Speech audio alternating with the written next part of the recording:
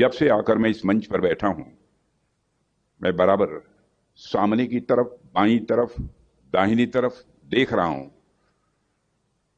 और अब तक अपने राजनीतिक जीवन में लगभग 60 से अधिक यूनिवर्सिटीज में जा चुका हूं। वहां की कन्वोकेशन यानी दीक्षांत समारोह जो होता है उसको भी संबोधित करने का मुझे अवसर मिला है। इसके अतिरिक्त भी भिन्न भिन्न प्रकार के कार्यक्रमों में जा चुका हूं, लेकिन जब से इस विश्वविद्यालय के परिसर में मैं यहां पर आया हूं, मुझे इस परिसर में कुछ डिफरेंट वाइब्रेशन महसूस हो रहा है।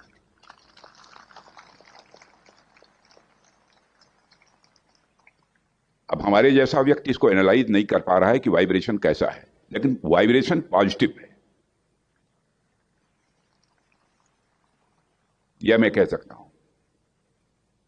और मुझे सचमुच बहुत अच्छा लगा। हिंदुस्तान का शायद ही कोई ऐसा राज्य बचा हो जिस राज्य के विश्वविद्यालय में कन्वोकेशन को संबोधित करने का अवसर मुझे न मिला हो। लेकिन मुझे यहां कुछ अलग फीलिंग हो रही है। लेकिन मैंने देखा कि स्वाभाविक है, जब कोई चीफ गेस्ट आता है तो चीफ गेस्ट के स्वागत में बहुत सारी अच्छी अच्छी बातें कही जाती हैं। मेरे संबंध में भी बहुत सारी अच्छी बातें यहां से कही गई।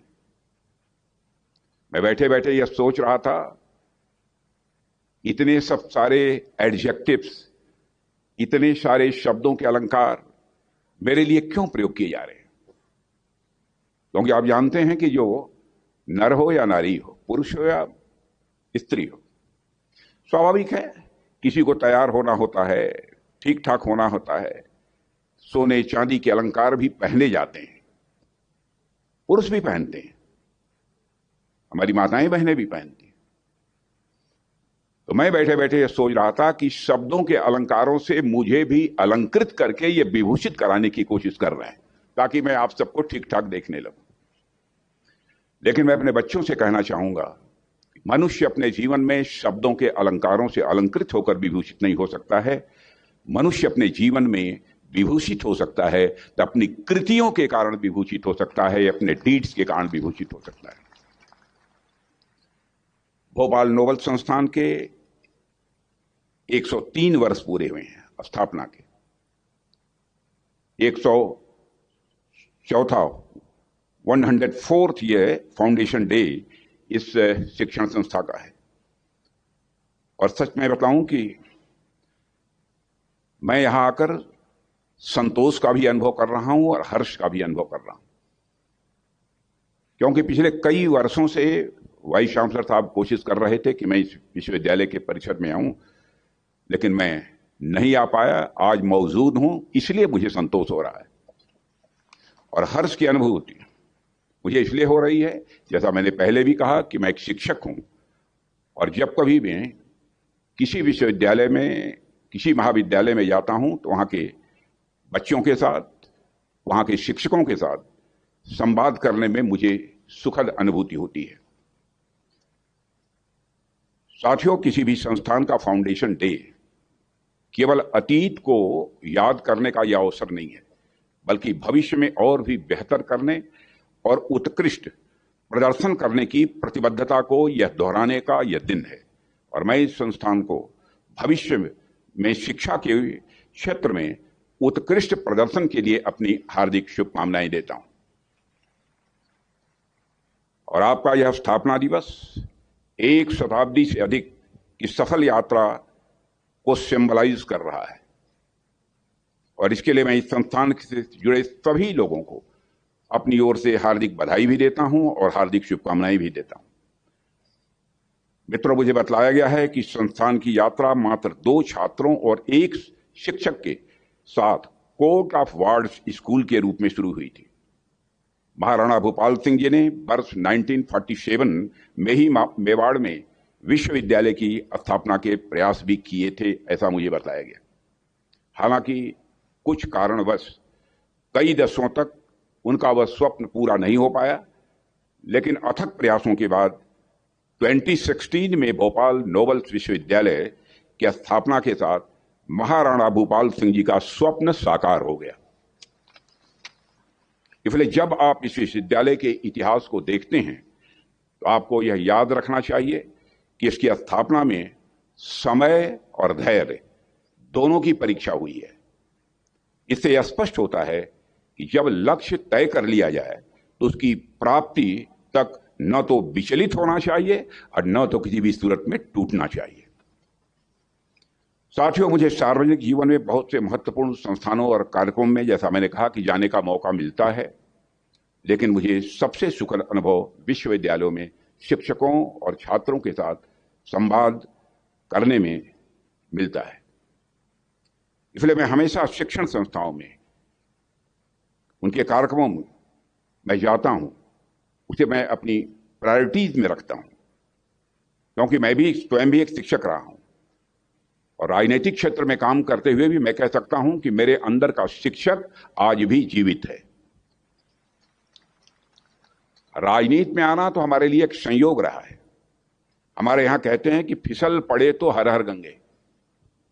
कोई गंगा जी में कोई ऐसा व्यक्ति था जो स्नान नहीं करना चाहता था, लेकिन गंगा जी के किनारे खड़ा था, फिसल गया। तब उसने जब गंगा जी में फिसल के गिर गया, तब उसने भी बोला हर हर गंगे। वही हालत हमारी हो गई। राजनीति में आना हमारे लिए कुछ ऐसा ही हुआ है और मेरे द्वारा विश्वविद्यालय के कार्यक्रमों में प्राथमिकता देने का कारण यह है कि अन्य संस्थानों को चलाने के लिए जिस ह्यूमन रिसोर्स, मानव संसाधन की आवश्यकता होती है, वह शिक्षण संस्थाओं में ही तैयार होते हैं। इसलिए स्वाभाविक रूप से हमारी इच्छा इन शिक्षण संस्थानों में जाने की होती है। इसलिए विश्वविद्यालयों को इंस्टीट्यूशंस ऑफ इंस्टीट्यूशन भी कहा जा सकता है, यानी अन्य संस्थानों को चलाने के लिए जरूरी मानव संसाधन को तराशने वाला संस्थान है हमारे ये सारे के सारे शिक्षण संस्थान।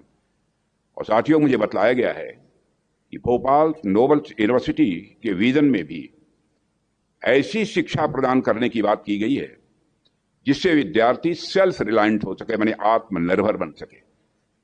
आत्मनिर्भर होना, मैं मानता हूं कि जीवन की एक बहुत बड़ी उपलब्धि होती है और आत्मनिर्भरता से मनुष्य के अंदर मान, सम्मान, स्वाभिमान की यह भावना स्वाभाविक रूप से यह बलवती होती है। और आज हम भारत को आत्मनिर्भर करने के लिए काम कर रहे हैं और इसके पीछे का भी यही भाव है। मान, सम्मान, स्वाभिमान की भावना कितनी बलवती होती है कि मैं आपको याद दिलाना चाहता हूं, जिस समय आजादी का संघर्ष चल रहा था, चंद्रशेखर आजाद, सरदार भगत सिंह, खुदीराम बोस, अशफाक उल्लाह खां, बहुत सारे नौजवान हंसते हंसते फांसी के फंदे को चूम लिया। कौन सी वह भावना थी उनके अंदर कि हंसते हंसते उन्होंने फांसी के फंदे को चूम लिया। मैं तो उदाहरण देना चाहता हूं आपको। अशफाक उल्लाह खां 21 साल की उम्र थी, फांसी की सजा हो गई। अंग्रेजों की हत्या करने के मामले में फांसी के तख्त पर ले जाया गया तो मजिस्ट्रेट ने पूछा कि अशफाक उल्लाह, क्या तुम्हारी मां के लिए कोई संदेश है? तो अशफाक उल्लाह को याद आया कि बराबर उसकी मां यह कहती थी, अशफाक उल्लाह तुम शादी कर लो, बहू लाओ घर में, मैं बूढ़ी हो गई हूं। तो अशफाक उल्लाह खान ने उसी फांसी के तख्त से मुस्कुराते हुए कहा कि ऐ मजिस्ट्रेट, जाकर मेरी मां को यह संदेश दे दो कि तुम्हारा बेटा आज फांसी के तख्त पर खड़े होकर अपनी शादी रचाने जा रहा है, तुम्हारी मुराद पूरी करने जा रहा है। बहनों भाइयों, ये प्रबल स्वाभिमान की भावना होती है, राष्ट्रीय स्वाभिमान की यह भावना। लेकिन बराबर हमें काशस रहने की जरूरत है। यह स्वाभिमान की भावना कहीं अहंकार में न बदल जाए। कभी कभी अहंकारी व्यक्ति भी अपने को कहता है कि मैं बहुत बड़ा स्वाभिमानी हूं। बहुत ही पतली रेखा होती है दोनों के बीच में। और चूंकि मैं टीचर रह चुका हूं, इसलिए मैं कह सकता हूं, अहंकार के हा के ऊपर लगा हुआ पॉइंट है, किसी नंबर के पहले आप लगा दो तो उस नंबर की वैल्यू कम हो जाती है। 1 के पहले पॉइंट लगा दो तो 1 की वैल्यू 1 नहीं रह जाएगी, 1/10 हो जाएगी। किसी नंबर के पहले लगा दो। इसलिए कभी भी जीवन में मन के अंदर अहंकार नहीं आना चाहिए। मैं अपने सभी बच्चों को मैं बतलाना चाहता हूं, जीवन में यदि कुछ हासिल करना चाहते हो हमारा जीवन अहंकार शून्य कैसे रहे इसकी कोशिश करनी चाहिए। ठीक है, स्वाभिमान की भावना होती है, स्वाभिमान की भावना ये बलवती होनी चाहिए। और आप ये कल्पना करिए, आप पूरी तरह से अहंकार शून्य हो जाते हैं तो 1/0 यानी अहंकार शून्य हो गया, इंडिविजुअल शून्य हो गया, 0 हो गया। तो 1/0 की वैल्यू कितनी होती है? बोलो बच्चों, 1/0 की वैल्यू कितनी होती है? इन्फिनिटी, अनंत। अनंत सुख को प्राप्त करोगे जिस दिन तुम अहंकार मुक्त हो जाओगे। मित्रों, इस संस्थान का नाम मेवाड़ के महाराणा श्री भोपाल सिंह जी के नाम पर है। और महाराणा श्री भोपाल सिंह जी सिर्फ एक शासक नहीं थे, बल्कि मुझे बतलाया गया है कि वे एक शिक्षाविद भी थे। उन्होंने चित्तौड़ में हिंदी विश्वविद्यालय, उदयपुर में कृषि महाविद्यालय तथा कई अन्य स्कूल भी स्थापित किए थे। उन्होंने लड़कियों की शिक्षा के लिए भी अनेक स्कूल स्थापित किए। 1940 तक उनके प्रयासों से मुझे यह बताया गया है साक्षरता 10 गुना तक बढ़ गई थी। यह एक मेजर अचीवमेंट रहा है। और महाराणा भूपाल सिंह जी एक सच्चे देशभक्त भी थे। और आजादी के बाद जब 565 रियासतों के भारत में विलय की बात आई, तब महाराणा भोपाल सिंह जी ने साफ शब्दों में कहा था कि आई एम विद इंडिया, यानी उनके लिए भी इंडिया फर्स्ट के प्रति यह प्रतिबद्धता रही है। इंडिया फर्स्ट उनका राज्य था, लेकिन राज्य की चिंता उन्होंने नहीं की, धन दौलत की चिंता नहीं की। अपना शासन सब कुछ होने के बावजूद उन्होंने कहा इंडिया फर्स्ट। इसीलिए उन्होंने कहा था आई एम विद इंडिया। साथियों, महाराणा भूपाल सिंह जी के जीवन में शौर्य और राष्ट्रभक्ति दोनों सर्वोपरि थे। वे ऐसे लोगों के साथ भोजन करते थे, मुझे बतलाया गया है, जिनके पूर्वजों और परिजनों ने मेवाड़ के महाराणाओं के नेतृत्व में मुगलों के विरुद्ध युद्ध किया है और मातृभूमि के लिए वीरता पूर्वक लड़ते हुए अपना बलिदान दिया है। यह कार्य भूपाल सिंह जी द्वारा देश के लिए लड़ने और बलिदान देने वाले वीरों के प्रति गहन सम्मान और कृतज्ञता का भी यह प्रतीक है। इस रूप में मैं इसे लेता हूं। साथियों, उसी तरह से हमारे आर्म्ड फोर्सेज में भी बड़ा खाना करने की एक परंपरा है। और जब कभी भी अपने जवानों के बीच में जाता हूं तो उनके साथ बड़ा खाने में मैं भी शामिल होता हूं। और मुझे सचमुच बहुत ही सुखद अनुभूति होती है, क्योंकि उन जवानों के साथ भी बातचीत करने का, सीधा प्रोटोकॉल को तोड़कर बातचीत करने का, सीधा संवाद स्थापित करने का मुझे सहज वातावरण में बहुत ही सुखद अवसर मिलता है। उनके जीवन को नजदीक से मैं अनुभव करने की कोशिश करता हूं, निकटता से उनको जानने की भी कोशिश करता हूं। उनका परिवार का परिवेश कैसा है, परिवार के हालात क्या हैं, उसके बारे में भी उनसे जानकारी लेता हूं। और सचमुच यह पल हमारे लिए सदैव यह खास हुआ करता है। साथियों, आज का भारत अपने अतीत पर गर्व करता है, अपनी परंपराओं का यह भारत सम्मान करता है, अपनी महान सांस्कृतिक विरासत को भारत यह समझता है।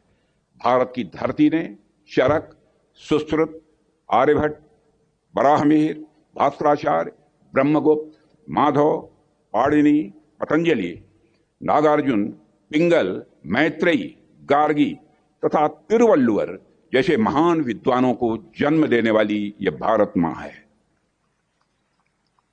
भारत ने दुनिया के श्रेष्ठ वैज्ञानिक, गणितज्ञ, डॉक्टर ही नहीं दिए, बल्कि महान संत और दार्शनिक भी भारत माता की कोख से पैदा हुए हैं। साथियों, प्राचीन काल से ही इंडियन नॉलेज सिस्टम असाधारण रूप से रिच और अनपैरेलल रहा है, समृद्ध और अद्वितीय रहा है। इसमें आस्था और विज्ञान, लौकिक और आध्यात्मिक, कर्म और धर्म तथा भोग और त्याग के बीच एक अद्भुत संतुलन भी दिखाई देता है। यही संतुलन भारतीय चिंतन को बौद्धिक के साथ साथ जीवन उपयोगी भी बनाता है। आपके सामने अभी मैंने आस्था और अध्यात्म, इन दो शब्दों का प्रयोग किया है।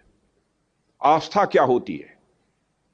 मैं विश्वास के साथ कह सकता हूं कि आस्था का जीवन में बहुत बड़ा महत्व होता है। आस्था और विश्वास का बड़ी से बड़ी जिंदगी की मुसीबतों को, जिंदगी की बड़ी से बड़ी कठिनाइयों को आस्था और विश्वास के का आधार लेकर उसके सहारे हल किया जा सकता है, उस पर विजय प्राप्त की जा सकती है। कोई यह कहे ऐसा आप कैसे होता है, मैं तो सीधा से, मेरी आस्था है, मेरा विश्वास है, मैं यह मानता हूं यदि मैथमेटिकल प्रॉब्लम्स आस्था और विश्वास के आधार पर हल हो सकती हैं तो मनुष्य के जीवन की समस्याएं आस्था और विश्वास के आधार पर क्यों नहीं हल हो?